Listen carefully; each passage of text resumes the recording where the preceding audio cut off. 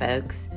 The Field and Garden Podcast is honored to be partnering with the Growing for Market magazine. They have been publishing practical ideas and information for direct market flower and vegetable growers for over 31 years. All the articles are written by farmers who get their hands dirty and know what they're doing. The magazine is still on the same mission as when the Flower Farmer book author Len Basinski founded this magazine back in 1992 to connect growers with the best ideas from other growers.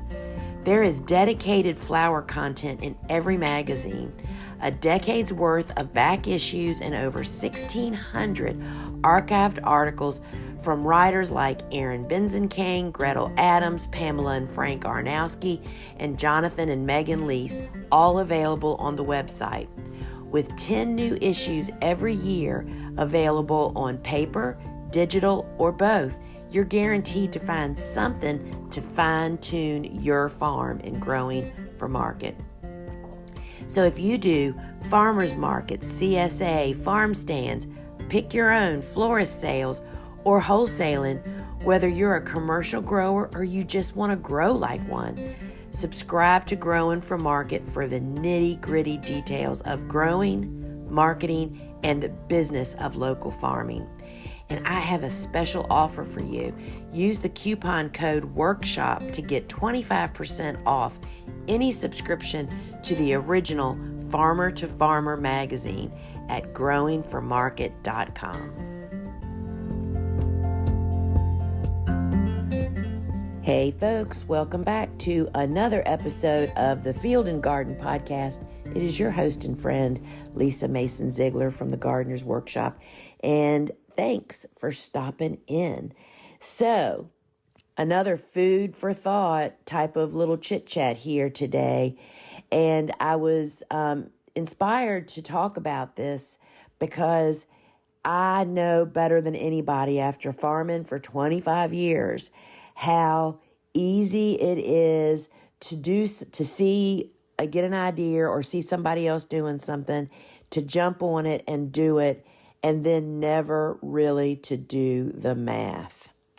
And what I'm talking about is extending our season with added value items, products, things, stuff, whatever it is. I'm talking about wreaths. I'm talking about drieds. I'm talking about potted bulbs.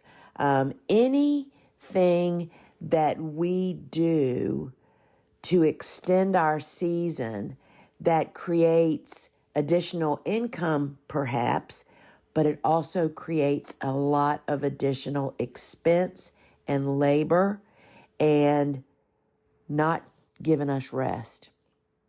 So, filling our time up. And what made me kind of stop and really think back, I've been farming for 25 years now. 2023 will be 25 years of when I began flower farming, when I read Len Basinski's book. Actually, the year before, 1997, I think, was when the book came out, and I got it. And launched my business. And sometimes, I don't know about you, but sometimes I jump on stuff and run with it. And you're so busy then tackling the next thing, you don't ever really pause and take a look and do the math. Y'all, it's all about science and numbers, right? It's not always easy to stop and do that, but I'm one to tell you firsthand that it can be that simple. You just take a step back and look at the numbers. So, as I did something last night that I haven't really had opportunity to do, literally, since I really ramped up my flower farming business 10, 15 years ago, when we just went into full swing. And I enjoyed it so much. Steve and I just had such a great time. And it just got me thinking, well, what was I doing at this time for all these years that I didn't do this anymore? And then I sat down and looked at social media this morning to do my little few minutes scroll to get a look at what everybody's doing before I sat down to do my work, like recording the podcast. And I thought, how easy was it for me for all those years of working so hard during the season of doing what my business was, growing and selling cut flowers, to get a little scared as I was heading into the end of the season and thinking, what can I do to create more income? And, this could be a really long conversation, which it's not going to be. But there's a big difference in my mind of extending your season with added value products. Added value means taking something you're already doing and doing something a little bit different with it. And I think of Drieds in that category. And the way that Ellen Frost of Local Color Flowers applied that is what opened my eyes to the potential of dried flowers being a great added value. I never did this during my business. I've learned this from Ellen in the last couple of years as I learned it from her course. But she takes those flowers that were going to be composted and hangs them to dry to then make dried wreaths once their season slows down. Ellen's business is she is not a flower farmer. She is a floral design studio that only uses local flowers. So part of her business model was to find how they could reduce shrinkage. Shrinkage is the stuff you throw away. That's shrinkage in supermarkets for fresh products is like 35% or something. That's a lot, y'all. That's a lot. Well, it's the same in flower farming businesses, vegetable grower businesses, and flower shops. So Ellen's effort taught me that what she does is they don't throw any flowers away virtually. Unless there's something wrong with it, right? They hang everything to dry. They don't do any special steps. They don't do any of the things that you could do to preserve flowers, because you have to remember, these are flowers that are at the end of their life pretty much. You know what I mean? They've sat in the cooler for a few days and they know they're not going to use them. So they hang them all to dry. So they can then, in November, I think mid-October to November, they start making dried wreaths, which has become a really big part of her business because they don't throw away flowers. That is what an added value product is. Making a product to sell out of something you're already doing. Well, what I see happening, and I did it too, is flower farmers are also doing things like buying evergreens to make wreaths, buying bulbs to pot up to sell at winter markets, buying bulbs to make containers like I did, making a containers with tulip bulbs planted in them, with pansies planted on top that you would then sell. What the food for thought here is you have got to evaluate when you're done doing whatever it is you're doing, how much money you spend and how much time it took you to do it and how much money did you bring in and generate. And is the profit worth all the work? Because I am here to tell you, friends, the time that you don't have flowers to harvest is a huge part of restoring your mind, heart, and soul to face another flower farming season. Right? And it is so easy when because I never really did that back then. I can remember the year that I did those containers with tulips and pansies. So I had to purchase containers. I had to purchase enough potting mix to fill those containers. Because first off, you have to make the container beautiful. So people want to buy it. I'm talking about at holiday and at a holiday market, I didn't even really think about it. At the holiday market, I'm not so sure people are so interested in buying containers with pansies. I think I did that more like at the end of the fall season, perhaps. So I bought the containers. I had to buy a potting mix. I had to buy the tulip bulbs. I had to buy and find and transport beautiful enough pansies that they looked gorgeous, right? And then you don't even think about this. You had to keep them looking gorgeous.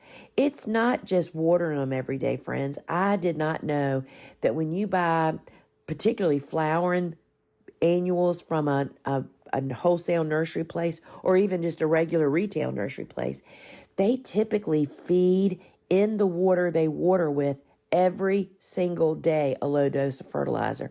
That's how they keep them looking beautiful.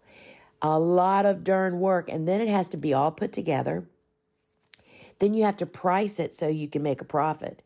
And guess what, friends? You then get to lug those heavy containers to the farmer's market or wherever you're going and pray you sell them so you don't have to lug them back home and keep them beautiful for another week, and that aphids aren't going to get on them because you're feeding them so much.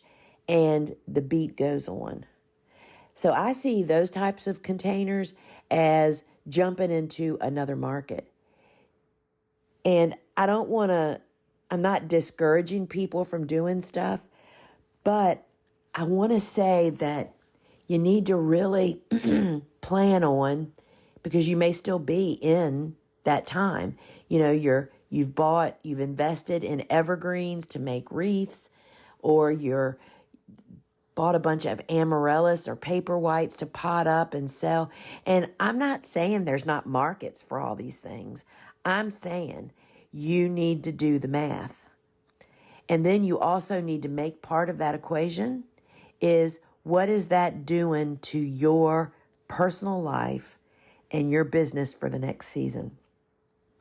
Because I think that sometimes out of desperation, we're led to do that because maybe we've overspent, which I find to be the number one problem, particularly with new growers, is they dive in over their head. As I say, they are in elementary school, but they are trying to do graduate work, and they end up spending a ton of unnecessary money that they end up losing.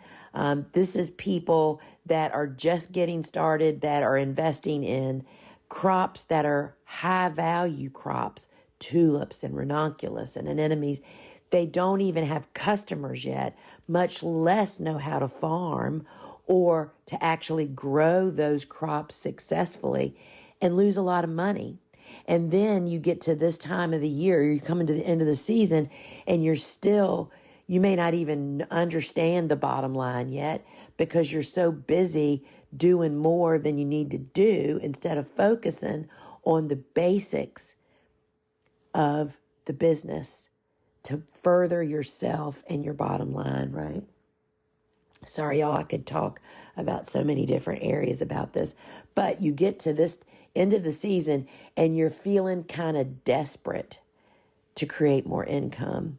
And I just want to suggest that there might be a better way, particularly if you are, and I will totally confess right here, back in the beginning of my flower farming career, that was me. I overspent.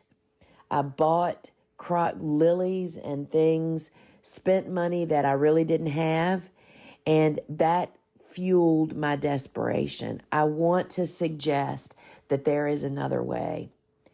If you are in that situation, forget spending more money to make money. Get a part-time hustle to pay off whatever, or to get your seed money for the coming season. Everybody's looking for help right now, friends. Christmas help in retail stores, it's brutal, but you can do it for 6 weeks, right? And make enough money to do whatever is fueling you to embark on these more costly, high-risk ways to do, like buying bulbs to sell containers. I mean, when you put all that together, you have to charge so much. And I will say, I'll add to that so many of us as newbies in the business world never charge enough because we haven't done our homework. So I would offer for thought the thinking of, what can I do starting now or after you're done doing whatever you're doing, of what I can do to up my game in my primary business, which would be flower farming in my case, back when I was a flower farmer, and that was what brought in the cash flow. That's what paid the bills. That's what paid the payroll. Taking this time during the down season, meaning, again, that is the only thing down about my season ever once I started flower farming, was that I wasn't harvesting for half the year. Harvesting is what pushed me over the edge. I mean, not at the volume of work, because it's not just planting and keeping your plantings weed free or as weed free as needed, and harvesting and bunching and selling and delivering and going to markets and da da da da. The harvest is what starts that whole cycle. So when there's no harvest, all of a sudden, bang, you have more time. But I want to offer that there are things that should be done in the off season that totally affect your in season when you're harvesting, and the amount of harvest and how you do it and your pricing. But I think it's so easy for us to fill this time up thinking it's our downtime. Let us do something else to create more income. And most often, I think, and in my experience, after teaching thousands of students now, oftentimes it's because they haven't fulfilled their dream during the season financially, that they're feeling pressured to extend. And, it's not necessarily extending by value added, as I suggested with what Ellen does at her shop, Local Color Flowers. And I'll put a link, I'll put a connections to her in my show notes, because Ellen is the one behind Florist Buying Local, which is an Instagram handle. That is a great handle for you to turn on to your commercial customers. This is kind of a side commercial. People, you can go to the Florist Buying Local feed and scroll through and see what local looks like in Baltimore, y'all, year round. Anyway, following Ellen's example of making the most out of your season by extending it and not trashing the leftovers, that is one thing.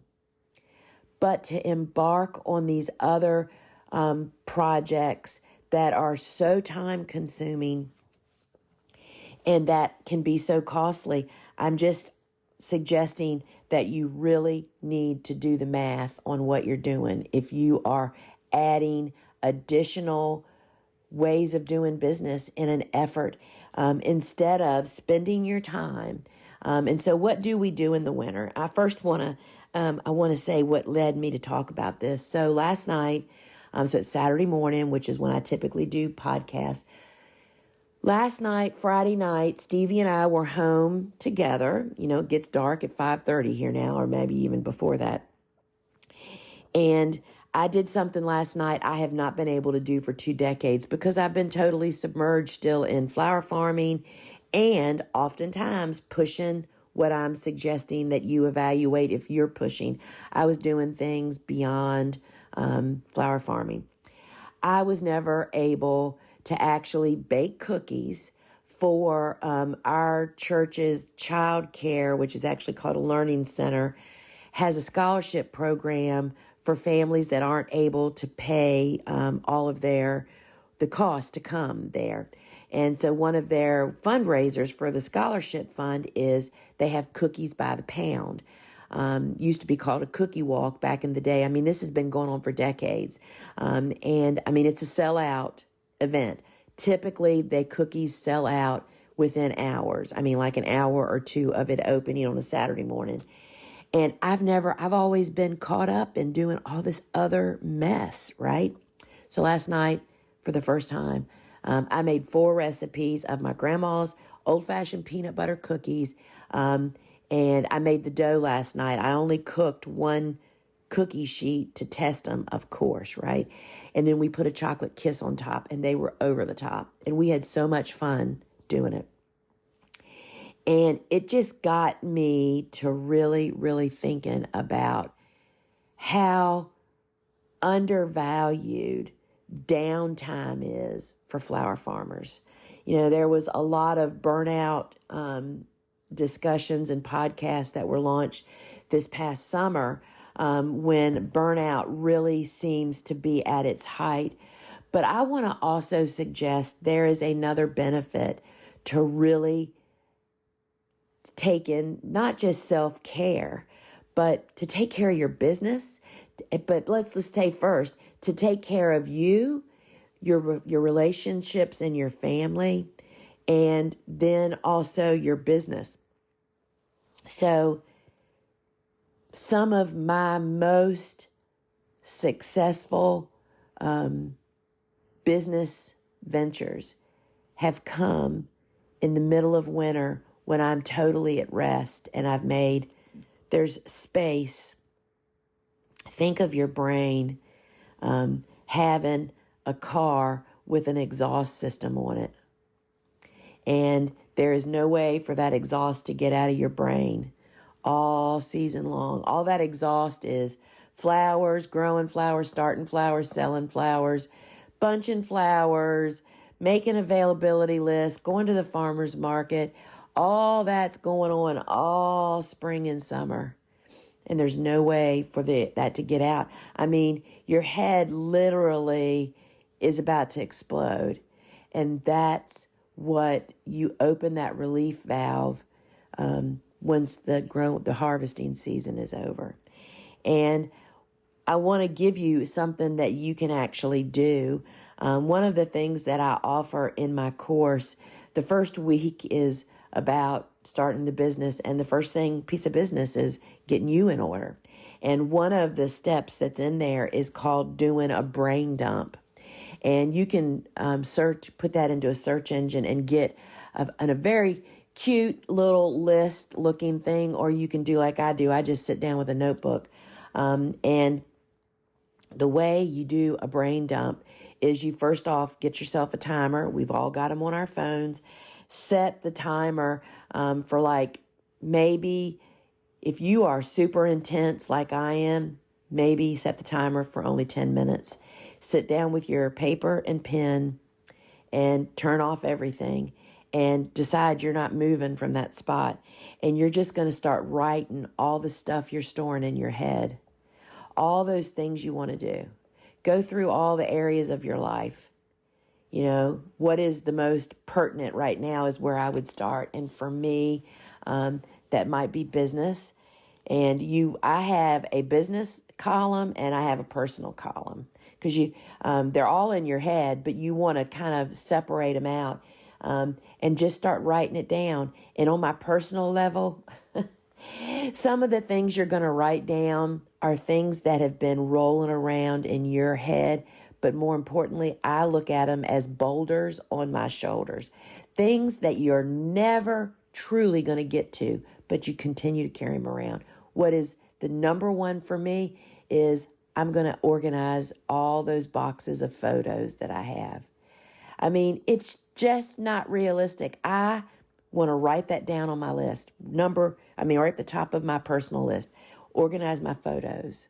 Clean out my closets. Go through the attic.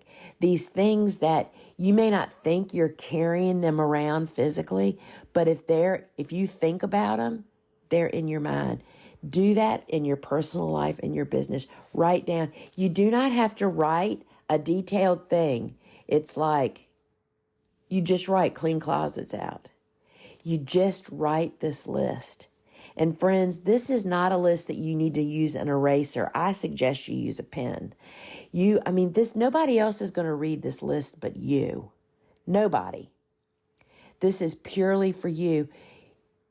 For 10 minutes or however long you have the timer for, things that come to your mind, just write them down. And at probably about 3 or 4 minutes in, you might run out of stuff and you're thinking, this is the stupidest thing I have ever done. But friends, the first time when I had a business coach for several years, and this was the first exercise she has you do. And I just didn't even want to do it. I thought, this is silly. I'm just not even going to do it.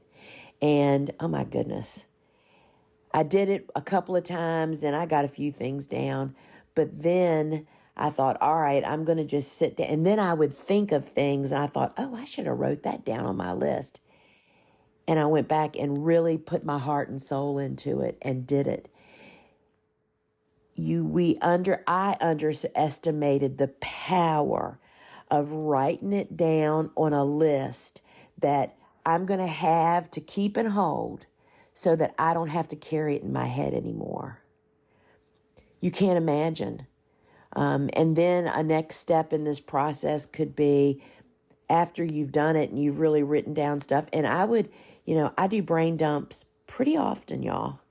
And then I sit down and look at my list and it's like, all right, the first thing I'm going to do is I'm going to just draw a simple line through those things that I know that are never going to happen, like organizing those photos.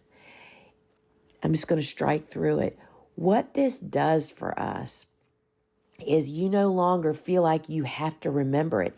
It's written down on a list. Keep this list. I have a notebook with these lists so that I can always, if by some stretch of the imagination, I have a day and time that I think, oh, I have nothing to do. I wonder what I should do. Oh, let me go look at that list. They're written right there.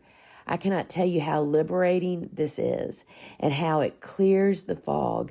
And these are the kinds of things that we need to do. This is one of the things that we need to do during the non-harvest season to get our peas in a row. You have to embrace this stuff that doesn't seem important to you. Because I will test, after all these years, I now realize that growing the flowers and selling the flowers is but a small part of the business attention needed in my business to be successful.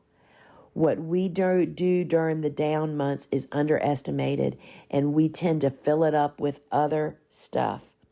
And to focus right now on what maybe you're doing and evaluate, is it really worthy?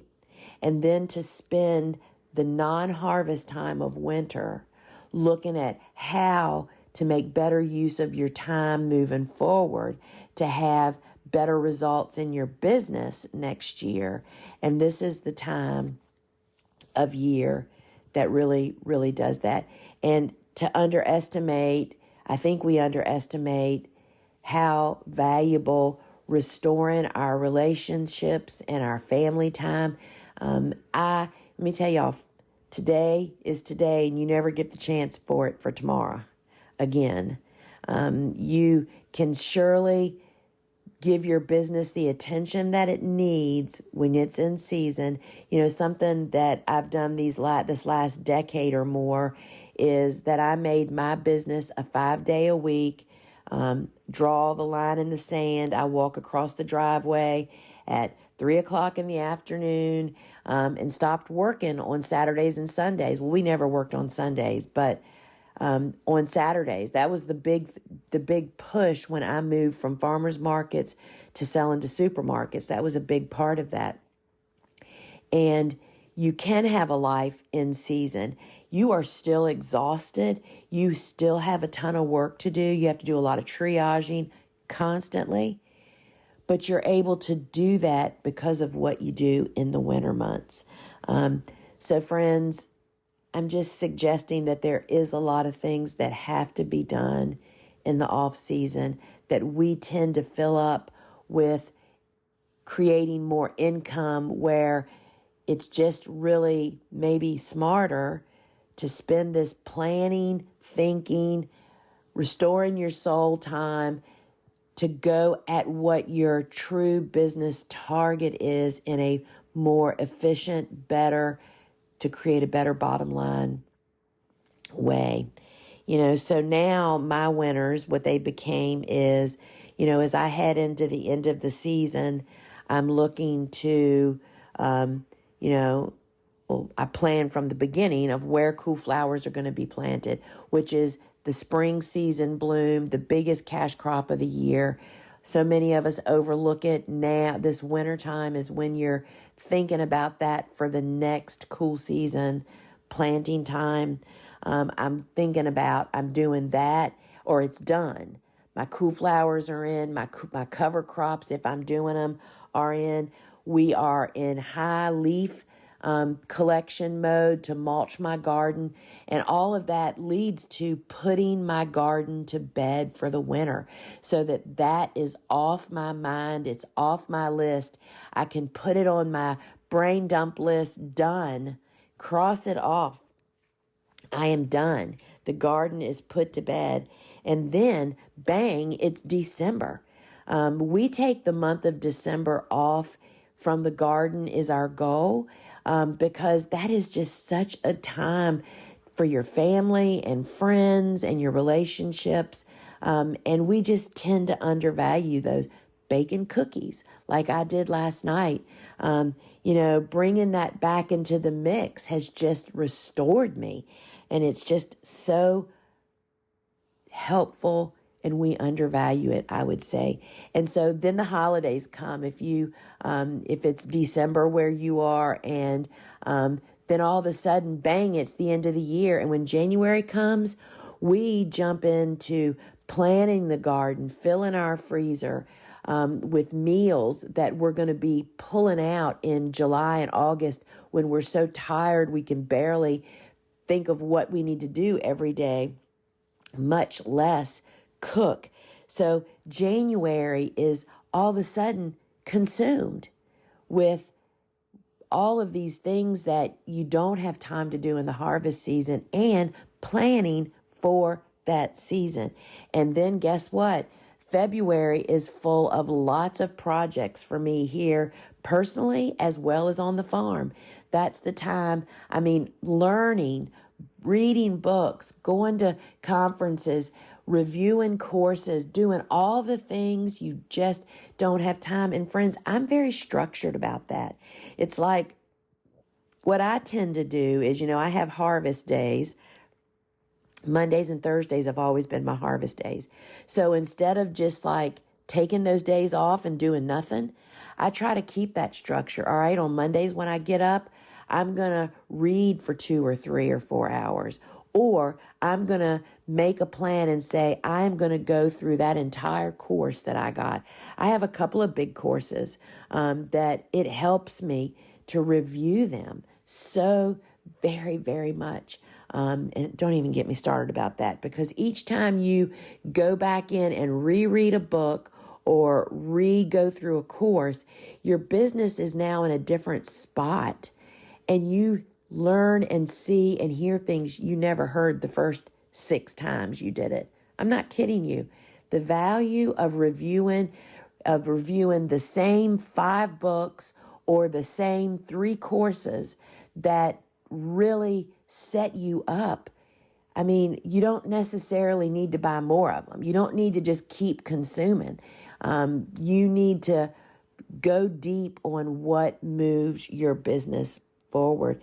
So February is really full of the project knowledge time, right? And then guess what? March, you're up and running again. Party over. You're going to be cutting flowers before long.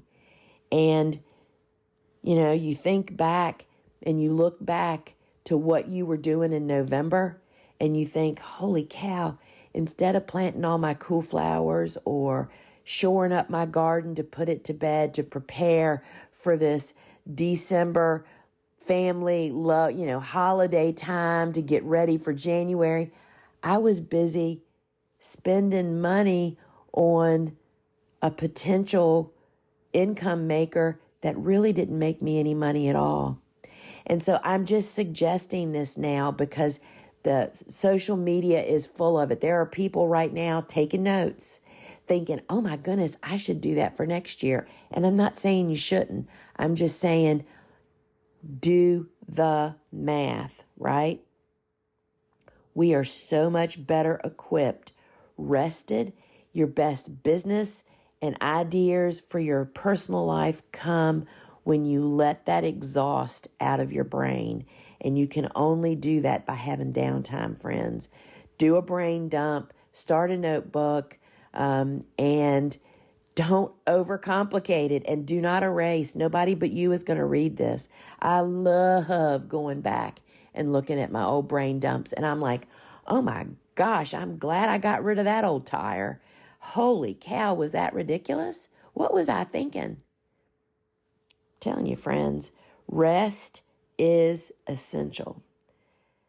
So don't overfill your time. It was slow for me.